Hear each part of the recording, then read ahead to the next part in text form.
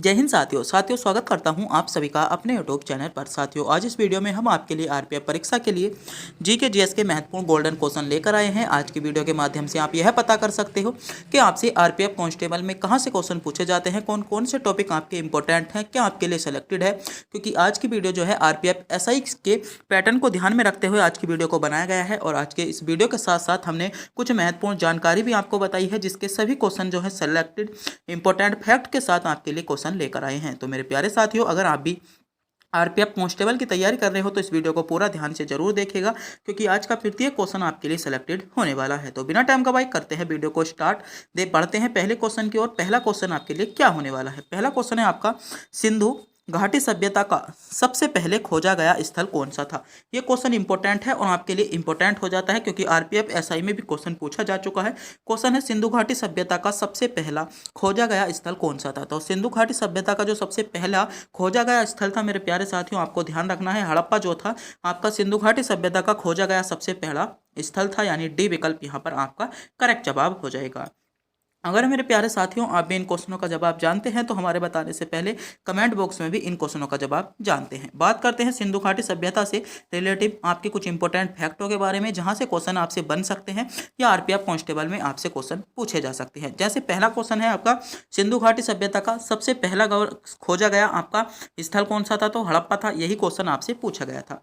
बात करते हैं, हड़प्पा स्थल की खोज जो की गई थी आपकी 1921 में की गई थी। अगर आपसे क्वेश्चन पूछा जाए हड़प्पा स्थल कब खोजा गया, तो 1921 में खोजा गया था। किसके द्वारा, तो राय बहादुर दयाराम साहनी द्वारा। राय बहादुर दयाराम साहनी द्वारा आपका जो खोदा गया था, आपका हड़प्पा स्थल खोजा गया था, आपको ध्यान रखना है।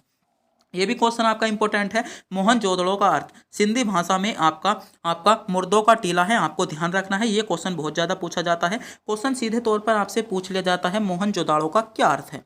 तो मोहनजोदड़ो का जो अर्थ है आपका मुर्दों का टीला जो है मोहनजोदड़ो का अर्थ है। ये क्वेश्चन बहुत ज़्यादा आपसे परीक्षा में पूछा जाता है।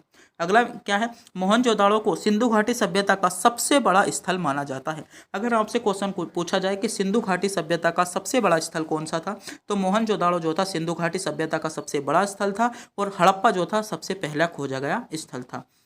अगला क्वेश्चन है, ये क्वेश्चन पूछा जाता है, कालीबंगा की खोज किसने की थी। तो कालीबंगा की खोज जो की गई थी आपकी किसने, अमलानंद घोष ने जो की थी आपकी कालीबंगा की खोज की थी। ये क्वेश्चन आपसे आपका आरआरबी एनटीपीसी 2021 में क्वेश्चन पूछा गया था, तो क्वेश्चन रिपीट हो सकता है, आपके लिए इंपॉर्टेंट होने वाला है। अगला फैक्ट है आपका, लोथल की खोज जो की गई थी आपकी 1954 में की गई थी, और डॉक्टर SR राव द्वारा आपकी लोथल की खोज की गई थी। बात करें कालीबंगा के स्थान पर उत्खनन का श्रेय आपका सीबी के आपका थापर और बीबी लाल को जाता है। मोहनजोदड़ो स्थल की खोज किसने की थी, तो मोहनजोदड़ो की जो खोज की गई थी आपकी 1922 में मोहनजोदड़ो की खोज की गई थी, आपको पता होना चाहिए। और राखलदास बनर्जी द्वारा आपकी मोहनजोदड़ो की खोज की गई थी। इस क्वेश्चन के बारे में भी आपको पता होना चाहिए।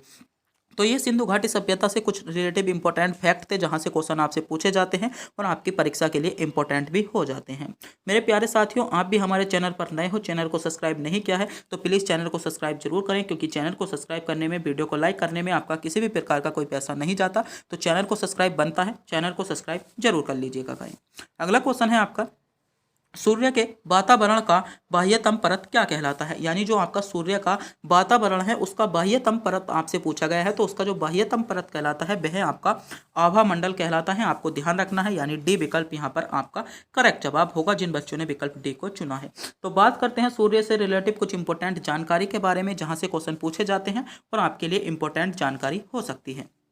जैसे पहली थ्योरी से आपसे क्वेश्चन पूछा गया था, यहाँ से सूर्य की वातावरणीय बाह्यतम परत को आभा मंडल कहते हैं। सूर्य व चंद्रमा के चारों ओर एक प्रकाशीय वृत्त प्रतीत होता है, और उस आपका प्रकाशीय चक्र को सूर्य का आभा मंडल कहा जाता है। ये क्वेश्चन आपसे पूछा गया था, सीधे तौर पर आपसे क्वेश्चन पूछा गया था आभा मंडल का तात्पर्य है, इस प्रकार से क्वेश्चन पूछा गया था।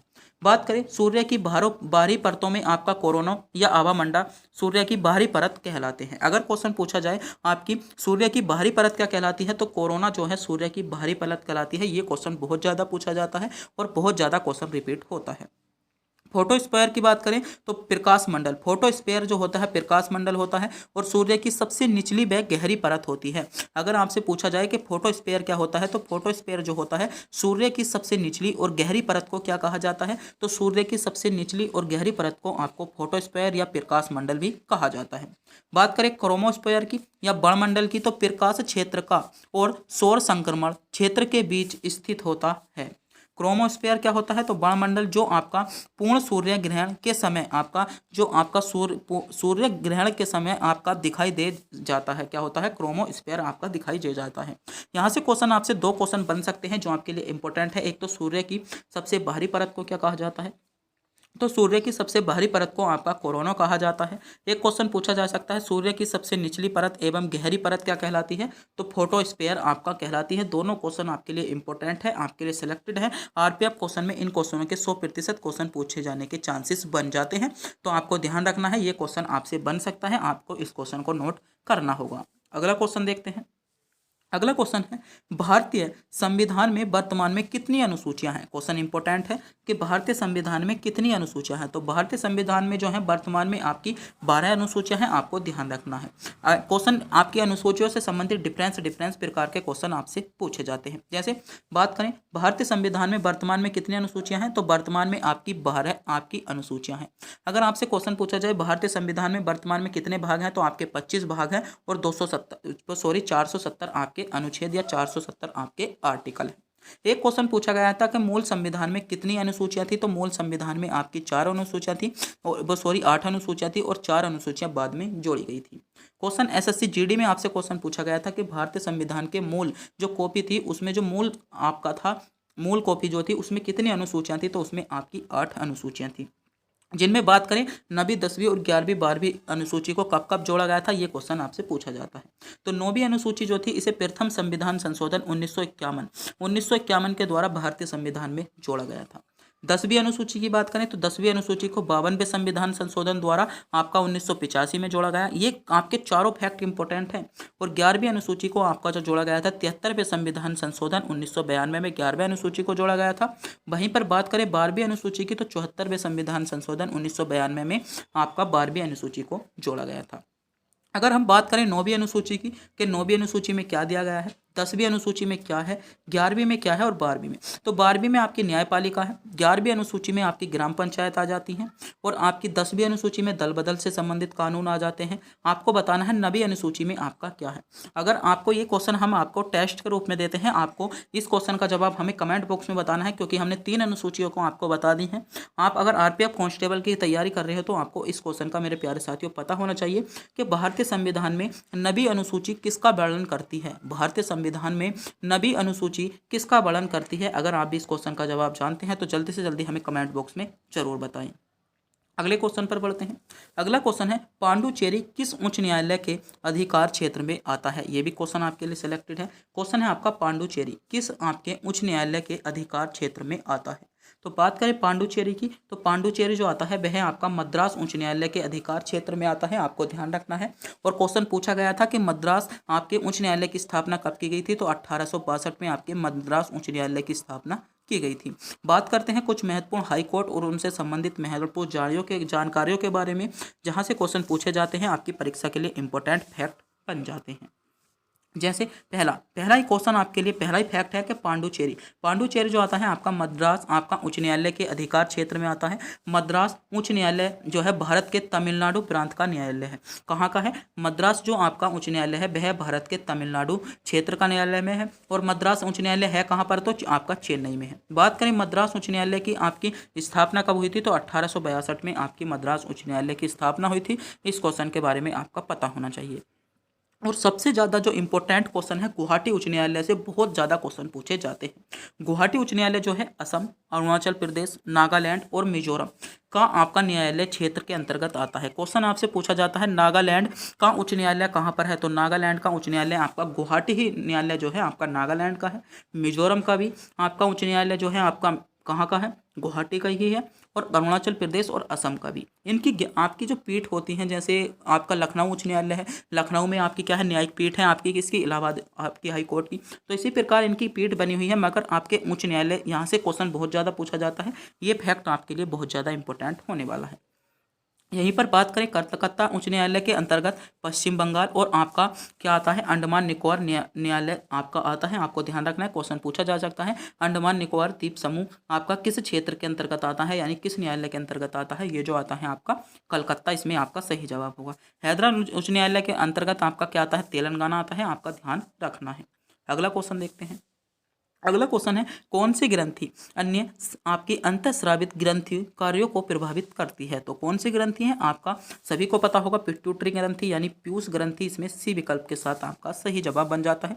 ग्रंथि टॉपिक भी आपका आरआरबी का एक फेवरेट टॉपिक है। ग्रंथियों से आपको अक्सर आपकी परीक्षा में एक क्वेश्चन देखने को मिल जाता है, और विशेषकर आपके लिए इंपॉर्टेंट होने वाला है, क्योंकि आपका साइंस का भी रोल आपका जो है आरपीएफ परीक्षा में अच्छा ठीक ठाक रहता है, तो आपको साइंस भी पढ़कर जाना होगा। जैसे बात करें मानव शरीर में ग्रंथियों से रिलेटिव कुछ इंपॉर्टेंट फैक्ट, तो मानव शरीर में लगभग आपको 600 से 1000 ग्रंथि, आपको ध्यान रखना है। आपको कहीं कहीं पर 600 भी मिलेगा, कहीं कहीं पर आपको 1000 भी मिलेगा। तो मानव शरीर में लगभग 600 से 1000 ग्रंथियाँ आपकी पाई जाती हैं। बात करते हैं आपकी पिट्यूटरी ग्रंथि या पीयूष ग्रंथि, तो मास्टर ग्रंथि कहा जाता है। क्वेश्चन पूछा जाता है कि मास्टर ग्रंथि के नाम से किसे जाना जाता है, तो मास्टर ग्रंथि के नाम से आपका पिट्यूटरी ग्रंथि के नाम से जाना जाता है। बात करें, अगर क्वेश्चन पूछा जाए मानव शरीर की सबसे बड़ी ग्रंथि, तो मानव शरीर की सबसे बड़ी ग्रंथि कौन होती है, तो यकृत यानी लीवर आपकी मानव शरीर की सबसे बड़ी ग्रंथि होती है, आपको ध्यान रखना है। बात करें पीनियल ग्रंथि की, तो यह मस्तिष्क के आधार पर स्थित एक सबसे छोटी ग्रंथि है। सबसे छोटी ग्रंथि पूछी जाए आपकी, तो पीनियल ग्रंथि जो होती है मानव शरीर की सबसे छोटी ग्रंथि होती है, इसके बारे में भी आपको पता होना चाहिए। थायराइड ग्रंथि की बात करें, तो इसके कार्य बहुत पूछे जाते हैं, जैसे हृदय गति का नियंत्रण कौन करता है, ताप नियंत्रण कौन करता है, आपका चय पाचन सहित आपका शरीर के कई कार्यों को नियंत्रित करती है, आपको ध्यान रखना है। अगर क्वेश्चन पूछा जाए सबसे अच्छी ग्रंथि कौन सी है, तो सबसे अच्छी ग्रंथि जो है पीयूष ग्रंथि मानव शरीर की सबसे अच्छी ग्रंथि है, आपको इस क्वेश्चन के बारे में पता होना चाहिए। कौन सी ग्रंथि केवल आपकी स्त्रियों में पाई जाती है, तो अंडाशय। और शरीर की सबसे मजबूत ग्रंथि की बात करें, तो गर्भाशय की मांसपेशियां जो होती हैं ग्रंथि के रूप में काम करती हैं, और शरीर की जो है सबसे मजबूत ग्रंथि के रूप में इन्हें जाना जाता है। ये क्वेश्चन आपसे पूछा गया है, तो आपको इनके बारे में भी पता होना चाहिए। अगले क्वेश्चन पर बढ़ते हैं। अगला क्वेश्चन है, महात्मा गांधी का समाधि स्थल कहाँ पर है। क्वेश्चन पूछा जा रहा है, महात्मा गांधी का समाधि स्थल कहाँ पर है। तो बात करें मेरे प्यारे साथियों महात्मा गांधी के समाधि स्थल की, तो महात्मा गांधी का जो समाधि स्थल है वह आपका राजघाट में है, आप सभी को पता होगा, यानी बी विकल्प यहाँ पर आपका करेक्ट जवाब बन जाता है, जिन बच्चों ने विकल्प बी को चुना है। बात करते हैं महात्मा गांधी से रिलेटेड कुछ इंपॉर्टेंट फैक्ट के बारे में, जहां से क्वेश्चन आपसे पूछा जा सकता है। तो महात्मा गांधी का पहले तो पूरा नाम ही जान लेते हैं। तो महात्मा गांधी का पूरा नाम क्या था, तो मोहनदास करमचंद गांधी महात्मा गांधी का पूरा नाम था। जन्म की बात करें तो 2 अक्टूबर 1869 को जो हुआ था महात्मा गांधी का जन्म हुआ था। और स्थान की बात करें तो पोरबंदर के काठियावाड़ जिले में आपका गुजरात में क्या हुआ था, महात्मा गांधी का जन्म हुआ था। ये भी क्वेश्चन आपके लिए इंपॉर्टेंट हो जाता है। बात करते हैं महात्मा गांधी के पिता का नाम, तो आपका करमचंद गांधी जो था आपका महात्मा गांधी के पिता का नाम था। गांधी जी के शिष्य का नाम बहुत ज़्यादा पूछा जाता है, आपका मीरबेन हो जाएगा, और ये आपके लिए मोस्ट होने वाला है, आप इसे नोट करेंगे क्योंकि ये बहुत ज़्यादा क्वेश्चन पूछा जाता है। बात करें गांधी जी का भारत में आगमन कब हुआ था, तो 9 जनवरी 1915 को, यानी जब महात्मा गांधी दक्षिण अफ्रीका चले गए थे, तो उसके बाद जो गांधी जी का आगमन हुआ था वह आपका 9 जनवरी 1915 को हुआ था। ये क्वेश्चन बहुत ज़्यादा पूछा जाता है। बात करें वकालत पढ़ने जो इंग्लैंड गए थे, ये आपके 1888-1891 में गए थे। इनके राजनीतिक गुरु भी पूछ लिया जाता है, तो राजनीतिक गुरु आपके गोपाल कृष्ण गोखले थे।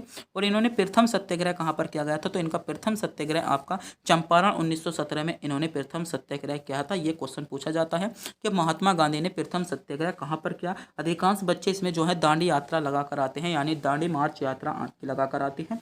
तो यहाँ पर आपको कंफ्यूज नहीं होना है इसमें, क्योंकि ये क्वेश्चन आपका डिफरेंस प्रकार का क्वेश्चन है, क्वेश्चन बन सकता है। अगला क्वेश्चन देखते हैं। अगला क्वेश्चन है क्रिकेट बल्ले की माप कितनी होती है। क्वेश्चन पूछा जा चुका है और कुछ आपके इंपॉर्टेंट फैक्ट हैं जो जहां से क्वेश्चन बना है। तो बात करें क्रिकेट बल्ले की माप को लेकर, तो मेरे प्यारे साथियों क्रिकेट बल्ले की माप जो होती है 38 इंच आपकी क्रिकेट बल्ले की माप होती है, आपको ध्यान रखना है, यानी बी विकल्प इसमें आपका करेक्ट जवाब हो जाएगा। बात करते हैं कुछ महत्वपूर्ण फैक्टों के बारे में। जैसे क्रिकेट पिच की लंबाई बात कर लें तो क्रिकेट पिच की जो लंबाई होती है 22 गज आपकी क्रिकेट पिच की लंबाई होती है, आपको ध्यान रखना है।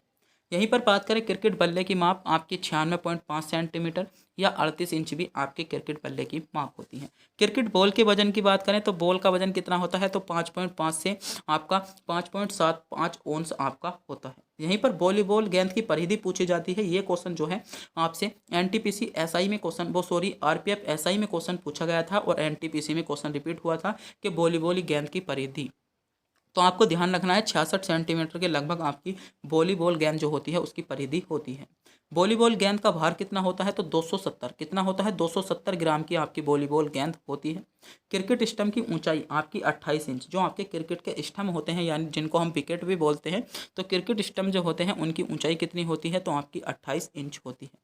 ये क्वेश्चन भी पूछा जा चुका है कि खो खो का जो मैदान होता है उसका मैदान कितने बाई कितने का होता है, तो आपका 29 बाय 16 मीटर का जो आपका खो खो का मैदान होता है ये पूछा जाता है। खो खो में आपसे पूछ लिया जाता है इनमें कि खो खो में कितने खिलाड़ी होते हैं, आपको पता होना चाहिए।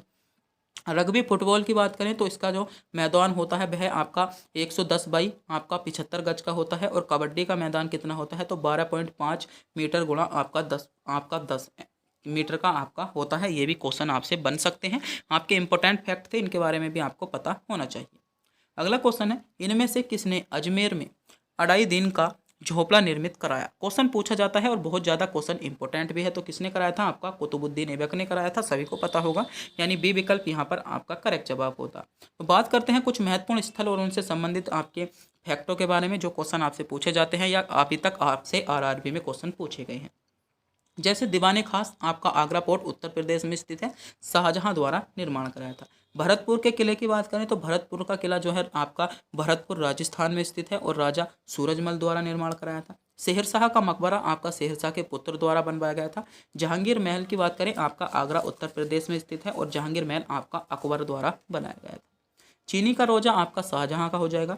अकबर का मकबरा आपका जहांगीर हो जाता है। और बहुत ज़्यादा जो पूछा जाता है, हुमायूं का मकबरा आपका किसने बनाया था, तो बीवी आपकी फातिमा बीवी ने बनवाया। किसने बनाया था, हाजी बेगम ने बनवाया था। इसमें आपका सही जवाब होगा। बात करें आरामबाग आपका आगरा बाबर द्वारा बनवाया था। और जंतर मंतर मंदिर बहुत ज़्यादा पूछा जाता है। जंतर मंतर मंदिर आपका जयचंद द्वारा सवाई जयसिंह द्वारा बनाया गया था। ये भी आपके लिए इंपॉर्टेंट हो जाता है। अगला क्वेश्चन है, भारत में राष्ट्रीय विज्ञान दिवस कब बनाया जाता है। तो ये आज की वीडियो का अंतिम क्वेश्चन है और हम इसको आपको टेस्ट के रूप में देते हैं। इसके आगे भी कुछ आपके इंपॉर्टेंट फैक्ट हैं जिनके बारे में आपको पता होना चाहिए। कुछ हमने इसमें दिवस दिए हैं, तो इस क्वेश्चन का जवाब आपको कमेंट बॉक्स में बताना होगा। और बात करते हैं कुछ महत्वपूर्ण दिवस को लेकर जो आपसे क्वेश्चन पूछे जाते हैं। जैसे आपसे आपका आरआरबी एनटीपीसी में क्वेश्चन पूछा गया था विश्व मलेरिया दिवस, तो विश्व मलेरिया दिवस आपका 25 अप्रैल को बनाया जाता है। बात करें विश्व स्वास्थ्य दिवस की, आपका 7 अप्रैल को बनाया जाता है। विश्व टीबी दिवस की बात करें 24 मार्च हो जाएगा। विश्व पोलियो दिवस आपका 24 अक्टूबर को बनाया जाता है। विश्व हृदय दिवस आपका 29 सितंबर को बनाया जाता है। विश्व जल संरक्षण दिवस आपका 22 मार्च को बनाया जाता है। विश्व रक्तदान दिवस आपका 14 जून को बनाया जाता है। विश्व पर्यावरण दिवस आपका 5 जून को बनाया जाता है। और विश्व शौचालय दिवस आपका 29 नवंबर को बनाया जाता है। तो ये कुछ आपके इंपॉर्टेंट फैक्ट थे, आपको पता होना चाहिए। हमने क्वेश्चन आपसे पूछा है भारत में राष्ट्रीय विज्ञान दिवस कब बनाया जाता है। अगर आपको एक विकल्प यह भी मिलता है कि इनमें से कोई नहीं, ये भी आपको एक विकल्प मिलता है इनमें से कोई नहीं, तो अगर आप भी इस क्वेश्चन का जवाब जानते हैं हमें कमेंट बॉक्स में जरूर बताएं। और बात करते हैं इसकी पीडीएफ की, तो पीडीएफ आपको हमारे टेलीग्राम चैनल पर मिल जाएगी, वहां से जाकर आप पीडीएफ डाउनलोड कर सकते हो। तब तक के लिए मिलते हैं अगली वीडियो।